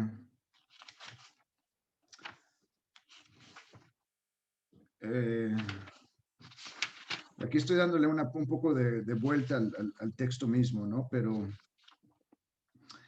eh, esto ya lo hablamos un poco de las normas, de las acciones, ¿no? La ley hacia la muerte, la distribución de normas, una sociedad normalizada, eh, sobre la sexualidad, eh, society, race, health, lo sanguíneo, lo simbólico de la muerte, lo analítico de la sexualidad. Fíjense que en esa parte de la sexualidad sí estoy un poco, no le he dado tanto al tema, ¿eh? No le he dado tanto al tema, pero sí he escuchado y sí he leído que a lo mejor igual la concepción de sexualidad de Michel Foucault tampoco alcanza, ¿no? Como es muy biologicista, de repente tal vez puede volver muy esencialistas esa categoría del sexo y de la sexualidad, ¿no? Eh, También hay un elemento donde también se podría debatir. Eso yo no lo voy a tocar, no lo tocaría yo en mi texto, no en mi libro. Digo, y ustedes me dirán por qué, o que tal vez es importante. No lo sé, no sé, no tengo yo eh, digo, no sé si ese interés o tal vez no me he metido yo mucho al tema, ¿no? Pero yo creo que sí ese concepto de sexualidad también recae mucho en el problema del concepto de raza que ya hemos platicado. Por ejemplo, para el concepto de raza, les estaba yo comentando que de repente hay muchas discusiones sobre ese concepto, ¿no? El concepto, de repente se vuelve problemático ese concepto de raza de forma biológica, porque si de repente, si lo planteamos desde un término biologicista, parece ser que las categorías de raza son más estables, jerárquicamente más estables, ¿no? O sea, es decir, no, pues que esta raza tiene la tendencia biológica a ser más fuerte o ser más inteligente. O sea, ya hay un elemento de esencializar a la raza misma, ¿no? Y eso creo que es problemático, se vuelve problemático. Ahora, sí entiendo que Michel Foucault está describiendo el fenómeno, porque efectivamente estoy de acuerdo en ello. O sea, los nazis y el Estado nazista sí utilizaba una narrativa biologicista para discriminar a los judíos, ¿no? O sea, sí había un discurso biológico para aseverar que había una raza superior, una raza aria, ¿no? Y eso sí es cierto, o sea, creo que aquí Foucault está siendo un elemento descriptivo de lo que está sucediendo en Alemania en ese ámbito y en ese entonces. Y bueno, yo creo que uno de los elementos, tal vez es el elemento descriptivo, pero sí muchos plantean que la raza tiene que ser codificada, la categoría de la raza tiene que ser codificada en otras variantes, ¿no? Por ejemplo, otros plantean, no, pues bueno, ¿saben qué? La concepción de raza es una construcción social, ¿no? O sea, es decir, hay elementos que van más allá de tu fenotipo, de tu tu concepción fisiológica, etcétera, sino que hay también un elemento que va más allá. Y creo que tiene mucho que ver con esta categoría de la doble conciencia de la que Du Bois está hablando, ¿no? Y lo que Frantz Fanon dirá con esta metáfora del una máscara blanca, máscara blanca, pieles negras.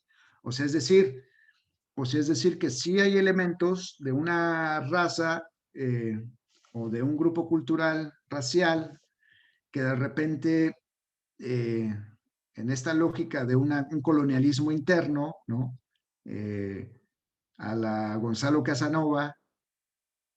Casanova, perdón, donde ahí él habla de una especie de colonialismo interno, es decir, donde hay ciertas dificultades. Obviamente, por ejemplo, en mi caso es muy evidente, ¿no? Yo voy a México, tengo un poco tez blanca, bueno, eh, tal vez no soy indígena, ¿no? Y tal vez eh, podría tener yo como que cierta posición jerárquica, porque sí lo existe, o sea, hay racismo en México.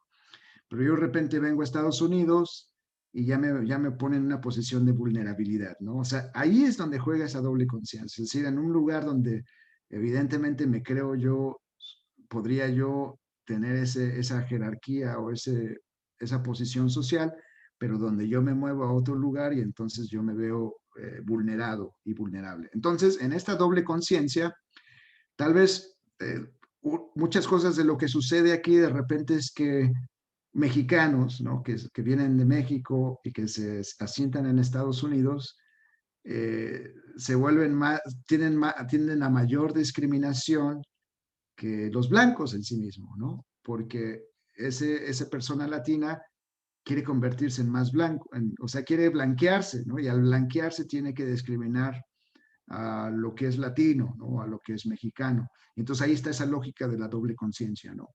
Pues yo en mi caso, pues bueno, tal vez soy un poco crítico y entonces lo que hago es yo lo contrario, es decir, eh, digamos que aludo a que México sí tiene diferencias, tiene cosas que a lo mejor igual no se compara a Estados Unidos, pero tiene mucho que dar México. Y entonces yo doy el giro un poco lo contrario, ¿no? Es decir, México tiene mucho que dar, soy mexicano, soy orgulloso, no niego mis raíces y respeto esa latinidad por lo que es, ¿no? Por su posición. Pero pero la doble conciencia opera en términos de que podría yo decir, bueno, soy latino, pero estoy en Estados Unidos, pero me quiero blanquear y entonces empiezo a discriminar contra mi propia gente. No, esos mexicanos son ignorantes, no saben, son idiotas, son estúpidos, deberían blanquearse, venirse aquí al gabacho, entender cómo están las cosas, ¿no? El pensamiento gringo es la neta del planeta, ¿no? Y entonces ahí hay una lógica de una doble conciencia. Es decir, a lo que yo me refiero es que ahí hay un elemento donde la raza ya no tiene un elemento central en el elemento biológico, sino hay una especie de reconstrucción cultural, una construcción social. Ahora, lo último que he leído, y eso me ha gustado mucho, es que incluso se discute esa concepción de una raza cultural, una raza social. Muchos ahora hablan de que la distinción o la racialización o las distinciones de raza son políticas. Y ese concepto me gusta. Son políticas porque es en el espacio público donde se disputan esas jerarquías o se disputan esas relaciones de poder, ¿no? Esas supremacías. Es en el espacio donde se discuten y se debaten. Es decir, la raza puede ser, en el espacio político se cuestiona y entonces en el espacio político donde quizá el orgullo de la gente de color, el orgullo de la gente con cierta raza, con cierta etnia, se disputa en ese espacio y se cuestiona, y entonces es en ese espacio donde las disputas y las diferencias se cuestionan y se disminuyen, etcétera, ¿no? Yo creo que me gusta mucho eso lo leí en un texto que se llama La democracia blanca. Ese libro de Democracia Blanca me inspiró mucho. Yo escribí, no sé, en el 2020 se publicó un libro colectivo, ¿no? que hicimos, que se llama The Weariness of Democracy, que es algo así como el malestar, de la democracia. Y mucho se basó ese libro se basó, todo ese libro se inspiró, prácticamente yo lo eché a andar, yo invité a la gente, pero ese libro prácticamente salió en el 2016 cuando yo yo fui a una conferencia, ¿no? Al Radical Philosophy Association. El Radical, sabrán que aquí hay varias conferencias en Estados Unidos. La verdad es que me empiezo a dar cuenta que no me gustan mucho las conferencias en Estados Unidos, son muy diferentes al caso de México, ¿no? Pero al menos aquí hay dos que me gustan asistir, que es una es el Radical Philosophy Association y el otro es the McIntyrean Inquiries, no me acuerdo bien, grupo o algo así, ¿no? Ya los dos, algunos de ellos, pues, con estos dos he hecho algunas amistades, son buenos grupos. Pero en 2016, el Radical Philosophy Association se organizó en Lexington, Kentucky, en el estado, un estado abajo del sur de Indiana. Y entonces yo me lancé a esa conferencia en el 2016, ya en el último día, ya iba yo a mi Airbnb, ¿no? Y entonces esa semana en el 2016, que yo había ido a Lexington, fue el día de las elecciones donde Donald Trump ganó las elecciones, ¿no? Obviamente todo el mundo estaba choqueado, estaba como, ¿cómo es posible? ¿Qué pasó aquí? No podemos entender qué fenómeno estamos viviendo. Pero lo cierto es que esa semana empoderó mucho a los supremacistas blancos, ¿no? Y entonces en las noticias aparecían mucho donde chicos blancos, o se burlaban o les gritaban a chicos de color, ¿no? Y entonces yo caminando en Lexington, fíjense, caminando en Lexington ahí, en el centro de la ciudad, eran un poco las 7, 8 de la noche, noviembre, hacía frío. Entonces, yo recibí un ataque racista, alguien me gritó, 2 veces me gritó así algunas cosas racistas, ¿no? Así para empezar, alguien me gritó, quita las manos de tu bolsa o algo así, ¿no? Y eso fue lo que yo entendí. Dije, pues qué raro, pues tengo frío, ¿no? Pero ya después pensé, pero ¿por qué me gritó? ¿Qué tiene de malo si tengo las manos en la bolsa? Entonces pensé, no, pues seguramente piensa que traigo alguna pistola o alguna droga o algo así, ¿no?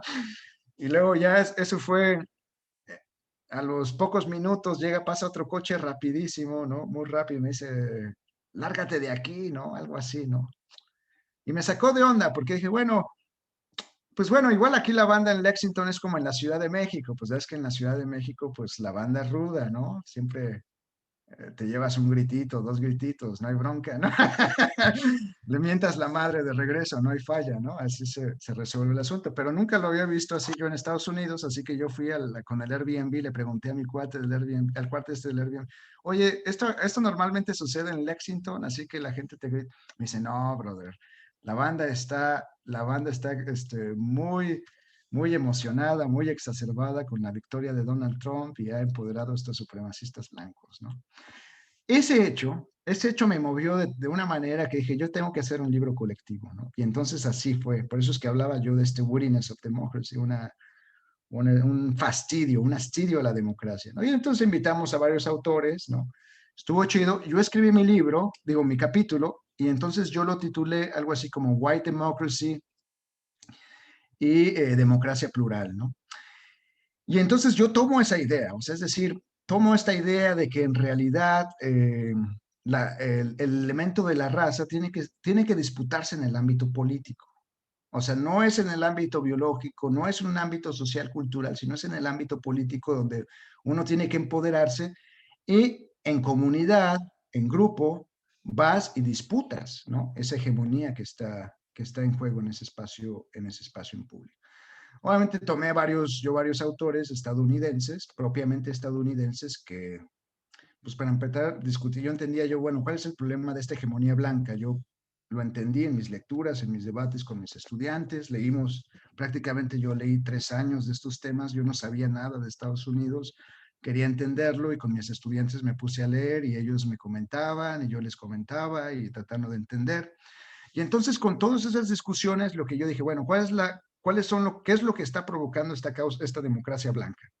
Y decía yo, el sueño americano. Ese sueño americano tiene algo que ver con esta idea de democracia blanca. La otra cosa fue algo que se le conoce aquí como el melting pot, ¿no? Que es como una sopa, ¿no? Una sopa que está mezclando, ¿no? Siempre hay una especie de analogía que aquí se utiliza en Estados Unidos con respecto a que es lo mismo que el mestizaje, ¿no? Es la misma categoría que tenemos de mestizaje. También esa categoría la tienen en Cuba, ¿no? También hay un plato, ¿no? No recuerdo el platillo que tienen allá para hablar de este elemento. Y lo tienen en Estados Unidos con este elemento del melting pot, que es la sopa esta que se va mezclando, mezclando, porque hay esta idea de, oh, sí venimos de muchos países, muchos migrantes, bla, bla, bla, y entonces vamos convirtiendo en esta idea del melting pot, ¿no? Que es como una especie de asimilación. Y entonces yo cuestionaba tres planteamientos, es decir, ese melting pot, cuestionaba yo la idea del del sueño americano y también esta lógica del consumerismo que es exacerbado, exagerado aquí en los Estados Unidos. Es una enfermedad que hay aquí, ¿no? El consumerismo, formas de consumo detestables, ¿no? Que así opera el sistema capitalista. Y entonces, ese fue un poco el planteamiento, y entonces yo lo que planteaba ahí era que, aludiendo al elemento de multiculturalismo o democracia plural, como yo lo planteaba, era en el ámbito político. Entonces, bueno, yo lo que quiero decir ahí con el concepto de raza, regresando al concepto de raza, es que creo que Michel Foucault sí queda un poco sobrado en esa parte teórica.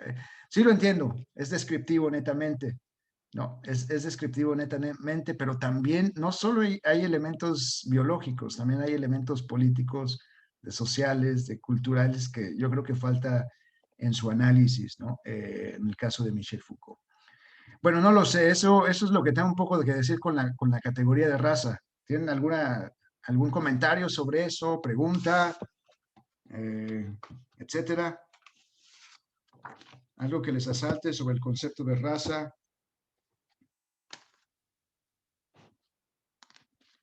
Pues bueno, no, tranquilos, ¿no? Ahora, ¿qué más? ¿Qué es lo que yo tengo que hablar sobre Foucault en esta parte? Bueno, estamos avanzando, ¿eh? Ya hablamos un poco sobre el concepto de vida y muerte. Sí quedó claro el concepto de vida de Michel Foucault, o sea, este concepto de vida es biológico, es una concepción de vida biológica, porque extiende lo que es la vida, ¿no? O sea, extiende la vida a la población, o sea, incrementa la vida, una vida biológica. O sea, y lo puedes ver como hay un sistema de medicalización con un saber que es epidemiológico, un saber que es de la morbilidad, un saber estadístico, un saber que viene de la salud pública, ¿no? Un saber que está administrado en esos mecanismos y que por ende yo creo que la concepción de vida que tiene aquí es una concepción netamente biológica, ¿no? Netamente biológica. Creo que una de las citas que se va a debatir, que se va a discutir mucho, esto me recuerda a la parte donde cita Aristóteles, no sé si se acuerdan de esa parte. Vamos a ver si la encuentro, y si no, ayúdenme a encontrarla, donde cita Aristóteles, donde dice algo así como, en Aristóteles tenemos una concepción, era un ser vivo que se le adiciona la parte política, pero en la modernidad es esta situación política que se le añade la situación biológica, la situación de la vida, ¿no? ¿Me recuerdan dónde está esta parte? Aristóteles, creo que estaba creo que en el capítulo 2. Está en el capítulo 1, pero no me acuerdo en qué página. En el capítulo 2, sí, perdón, pero no me acuerdo qué página. Ok, ahora vamos a ver si la buscamos, ¿no?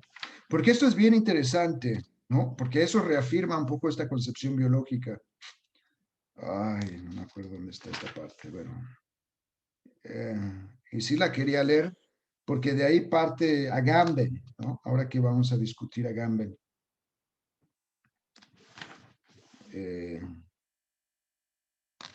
Sí, creo que pensaba yo que la había metido aquí yo. Pero sí, yo creo que ahí hay un énfasis, otra vez, creo que hay un énfasis biológico, o sea, creo que ahí no sé si se logra entender, ¿no? Sí hay un énfasis biológico. Ahora, muchos dirán, les hablaba yo un poco la clase anterior, que sí hay una categoría de biopolítica antes antes de Michel Foucault. Aún a pesar de que la categoría es biológica, la de Michel Foucault, yo creo que sí le encuentra un matiz cultural, histórico, me parece, ¿no? Yo creo que algo novedoso que hace aquí Michel Foucault es plantea momentos históricos, o sea, esta idea de que en el siglo XVII hay un mayor énfasis en las disciplinas, ¿no? Hay una forma de tecnificación y de cientificación, y luego que recae en el siglo XVIII, en el siglo XIX, una forma biopolítica a partir de esos dispositivos de poder que estamos hablando. Yo creo que eso es, ahí sí hay un elemento novedoso, o sea, sí es una biología, o sea, sí hay un elemento biológico, histórico y cultural. Tal vez tiene mucho que ver, acuérdense con esto, Michel Foucault es nietzscheano en muchos sentidos, ¿no? Recuerden mucho que esta categoría del discurso fue influenciado por esta idea de Nietzsche de hay una relación intrínseca entre el poder y el saber, ¿no? Y yo creo que ahí está este elemento dual. Por ejemplo, algo que me llama mucho la atención en Nietzsche cuando yo leía este libro maravilloso, ¿no? Que se llama Lo humano, poco humano, perdón, es que lo leí en inglés, Human, So Little Human, algo así, no recuerdo, no recuerdo, les dejo la cita, pero ¿saben qué me llama mucho la atención? Que él hablaba de una relación entre la naturaleza y lo humano. Acuérdense que aquí hay un gran debate entre lo que es la naturaleza y la cultura, ¿no? Recuerden que esencialmente en la modernidad siempre hay una tendencia de diferenciarnos de la naturaleza. Y eso es un debate que es muy interesante, padrísimo, ¿no? Porque, por ejemplo, la escuela de Frankfurt habla de una segunda naturaleza, ¿no? O sea, es decir, la cultura se vuelve una segunda naturaleza. Es decir, si hay una diferencia constante en lo que es la naturaleza y en lo que es la cultura. Siempre hay un elemento de distinción muy claro. Bueno, Nietzsche, lo que hace Nietzsche es, hace un ejercicio en donde integra lo natural y lo humano, ¿no? Hablaba yo cuando leía un poco esta idea de la naturalización de lo humano y la humanización de la naturaleza. O sea, es una maravilla, una idea maravillosa, la humanización de la naturaleza y la naturalización de lo humano, ¿no? Y entonces de repente llega a reconocer que lo natural y lo cultural están operando de ahí de una manera como ambivalente, ¿no? Relacional quizá, ¿no? Y acuérdense que Michel Foucault bebe mucho de esta tradición, o sea, sí bebe mucho de esta tradición, de ahí un poco su categoría del discurso, en esta relación de poder, naturaleza, y como ya habíamos planteado nosotros, o sea, la concepción de vida en Nietzsche es una concepción vitalista, o sea, no, la concepción de vida de Nietzsche, no hay una diferencia entre lo que es lo humano con lo natural. O sea, sí hay una naturalización de lo humano y una culturalización una culturalización de la naturaleza. O sea, van integradas y van junto con pegadas. Yo creo que Michel Foucault está en esa línea, ¿no? Definitivamente. Pero, y habla un poco de esto, ¿no? Cuando habla de la biohistoria y de la biopolítica, ¿no? No sé si recuerdan esa parte donde se hace unas preguntas de lo biopolítico, perdón, de la biohistoria y de lo biopolítico, ¿no? Y articula estas dos nociones. Por eso es que la política se vuelve bio, o sea, es decir, lo biológico está impregnado en este elemento histórico y en este elemento social. Pero aún a pesar de que hace el ejercicio de integrar estos dos elementos, sigo pensando que sigue siendo muy biologicista, ¿no? Esta perspectiva. Y bueno, eso nos quedaría ahí para ir cerrando la clase, chicos, ¿no? Yo voy a ir cerrando un poco con algunas preguntas que mismo Michel Foucault se plantea aquí, porque creo que ya hemos tocado los temas en general. Otra cosa que falta ahí para una de las piezas del rompecabezas es la concepción de si la racialización o el racismo se conformó en los siglos XVIII, siglo XVI, ¿no?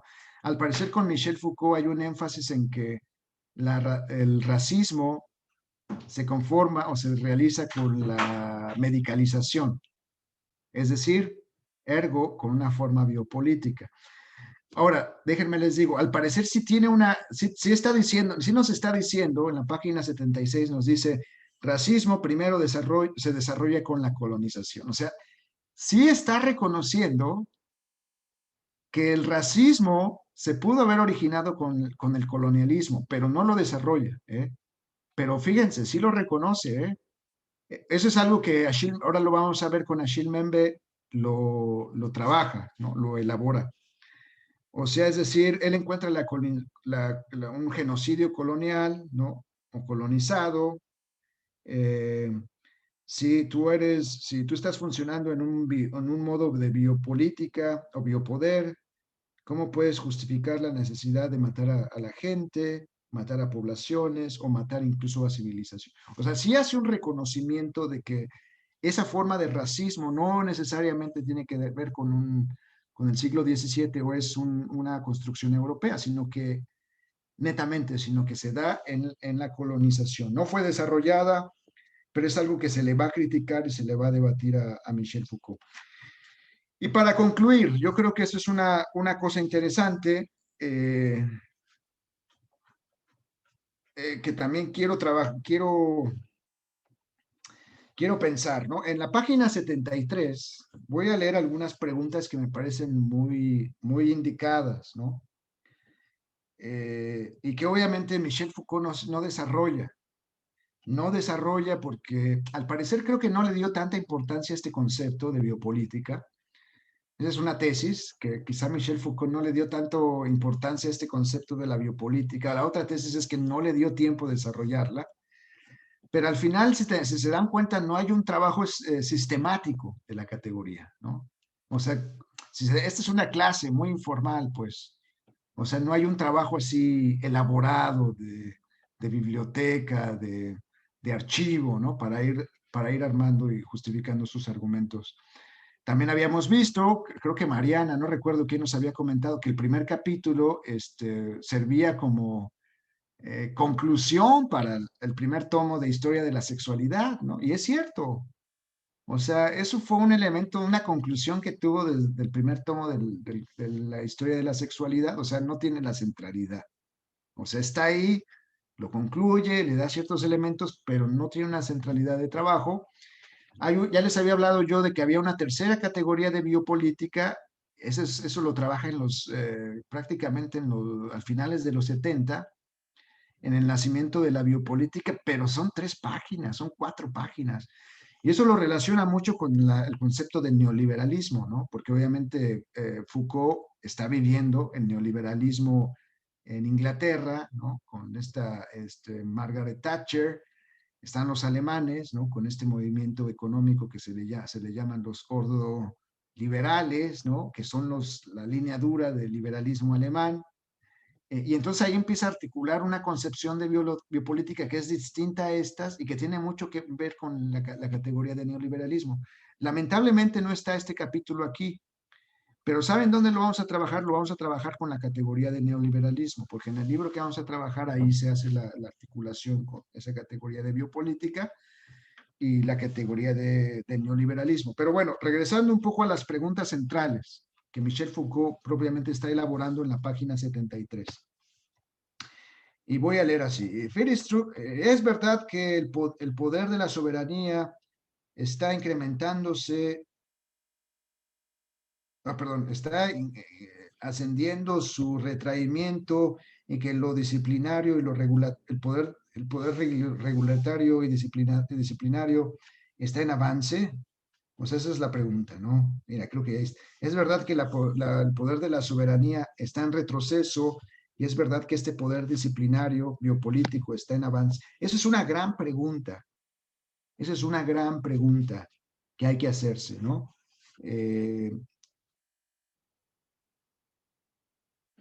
A ver qué piensan ustedes para ir concluyendo. O sea, el mundo en el que vivimos, ¿ustedes lo ven biopolítico o ustedes ven un poder soberano?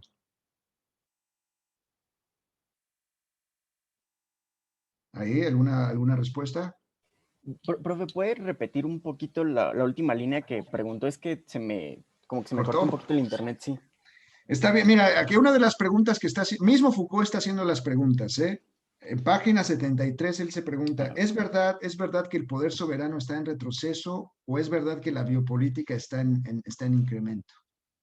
Entonces la pregunta que les estoy haciendo es, ¿ustedes cómo ven desde su realidad, desde los problemas que están asaltando a la sociedad moderna? ¿Ustedes creen que hay más biopolítica o más poder, más poder de la soberanía?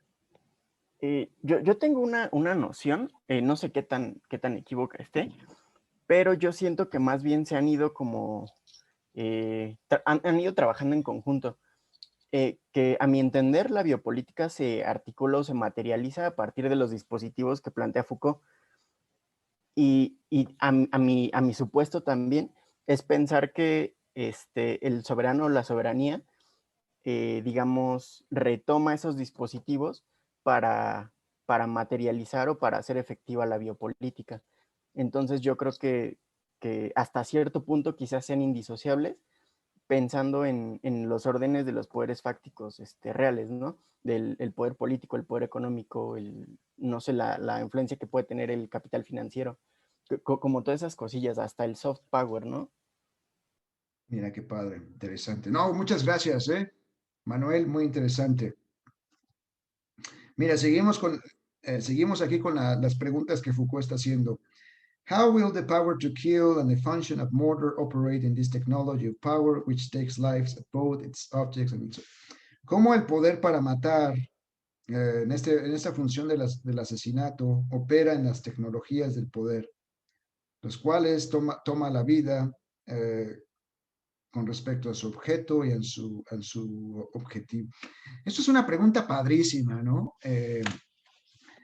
Tecnologías del poder, las tecnologías del poder. Eh, perdón, ¿saben qué es lo que pasa? Que ya tiene mucho tiempo que no estoy acostumbrado a dar una clase de 2 horas, así que en realidad me siento un poco fatigado, ¿no? Pero mis clases acá normalmente son 1 hora 15, así que la verdad es que me estoy un poco fatigado. Pero miren, fíjense, es una pregunta interesante. Eh, para empezar con la cuestión de la tecnología, yo encontré que la raíz etimológica de la tecnología, ¿no? De la tecnología, obviamente es la máquina, ¿no? Machine. Eh, pero también estaba leyendo, hay un autor muy bueno que se llama Sloterdijk, Peter Sloterdijk, yo no sé si lo conocen, es un filósofo, es increíble, nietzscheano, por cierto, es muy nietzscheano, pero es un cuate que realmente piensa de una manera, un poco conservador, estoy de acuerdo, pero es un gran filósofo. Y él hacía esta referencia de que la máquina, o sea, la raíz etimológica de la máquina parte de la mitología griega, ¿no? Hay una palabra griega que se llama no recuerdo exactamente, polimetos, algo así, polimetos, que en realidad esa es la raíz etimológica de politécnico, ¿no? O sea, el poli y lo tecné, ¿no? El poli, que tiene que ver con esta máquina, ¿no? Eso es interesante porque cuando yo revisaba esta analogía, y fíjense que yo tenía una sospecha, ¿no? Porque cuando yo leía de repente que con los griegos hay un mecanismo, hay una metáfora constante que se llama el Deus ex machina, o sea, el Dios máquina, ¿no? Yo siempre decía, hay una cosa sorprendente, ¿no? Porque en el Deus ex machina, en el Deus ex machina, recuerden que esa es una categoría latina para referirse mucho a las historias de la tragedia, ¿no? Acuérdense en el teatro, eso es muy importante. Eh, las historias mitológicas o las tragedias se realizaban en las obras de teatro. Recuerden, ¿no? Obviamente ahí ven todos los anfiteatros, ¿no? Antiguos que tenemos, ¿no? Pero, por ejemplo, ese Deus ex machina operaba como un momento en la historia, ¿no? Donde en realidad la historia iba desenvolviéndose de una manera y de repente, de manera extraña, aparecía un Dios. Pero normalmente el Dios aparecía por arriba, ¿no? Acuérdense, esto es como en el teatro, ¿no? Una escenificación. El Dios aparecía siempre por arriba. Y entonces cambiaba ahí la historia, la narrativa de la historia de forma milagrosa o trágica, etcétera. Pero en realidad, esa palabra del Deus ex machinas estaba referida al sistema de poleas, o sea, es decir, para que el personaje bajara de arriba y apareciera en medio de la obra de arte o de la obra de teatro, pues obviamente había ahí un grupo que le estaba jalando con las poleas, ¿no? Porque obviamente el Dios aparecía ahí pues una cuerda, ¿no? Y de repente aparecía y de repente aparecía en imagen, ¿no? Pero obviamente había un sistema de poleas, ¿no? Había un sistema de poleas ahí como que dirigiéndolo, ¿no? Para que el chico, este personaje, cayera bien exactamente en el lugar que debía caer. Y de ahí viene la palabra Deus ex machina. El Dios que aparece con un sistema de poleas que es la máquina, ¿no? O sea, el Dios máquina. Fíjense, ahí están las asimilaciones de una manera muy interesante. Ahora, es interesante porque la palabra etimológica de machine o de machina tiene que ver con una capacidad humana de engañar, del engaño. Esa es la etimología de la palabra máquina o el elemento original de la etimología máquina. Una capacidad humana para engañar a quién, a la naturaleza, ¿no? Porque obviamente con un sistema de poleas, pues engaña a la naturaleza. Obviamente uno no puede cargar a un ser humano de esa manera, ¿no? Con el sistema de poleas, pues es mucho más fácil, aligera el peso y entonces obviamente con la máquina es un ingenio, es una capacidad humana, es una creatividad, un instrumento humano para engañar a la naturaleza, para engañar, ese es el propósito, engañar a la naturaleza. Ahora, yo me volví un poco loco con esa referencia y con esto ya voy concluyendo, ¿no? Ya se los contaré posiblemente la siguiente clase que tiene que ver con el estado de excepción. Pero fíjense, ¿qué es lo que sucede con el Estado? El Estado se concibe como una máquina. Hobbes lo concibe como una máquina. El Leviatán es una máquina. También lo ves en Bodino, ¿no? Que para él el gobierno es un instrumento, es un artefacto. Y entonces yo asimilando, yo voy a elementos, haciendo conexiones y digo, es verdad, el gobierno es una creación humana que engaña, que nos engaña, ¿no? Engaña a la naturaleza, pero nos engaña a los seres humanos. En esta lógica de una máquina que engaña a la naturaleza para despertar ciertos poderes. Y entonces yo ahí lo asocié con el estado de excepción, porque el estado de excepción, como lo describe, y eso lo vamos a leer más adelante, como lo describe Carl Schmitt, es una capacidad humana del soberano carismático, que va más allá de la ley, ¿no? Y que usa esas capacidades para engañar al ingenio humano y de repente despertar ciertos poderes que estaban ocultos, ¿no? Perdón, ya eso se los explicaré posiblemente en la siguiente clase, cómo yo lo articulo, ¿no? A través de la concepción de las tecnologías de poder, tratando de responderle a la pregunta aquí a Michel Foucault. Pero bueno, chicos, creo que ya me tengo que ir acá. Ya estoy cansado, estoy fatigado. Prometo ponerme las pilas, hacer ejercicio para la siguiente clase y aguantar las 2 horas, ¿vale? Oigan, pero gracias por sus comentarios, fueron padrísimos. Me quedo con muchas ideas, aquí yo anoté algunas. Y entonces para la siguiente clase, si me recuerdan, a ver, vamos a ver.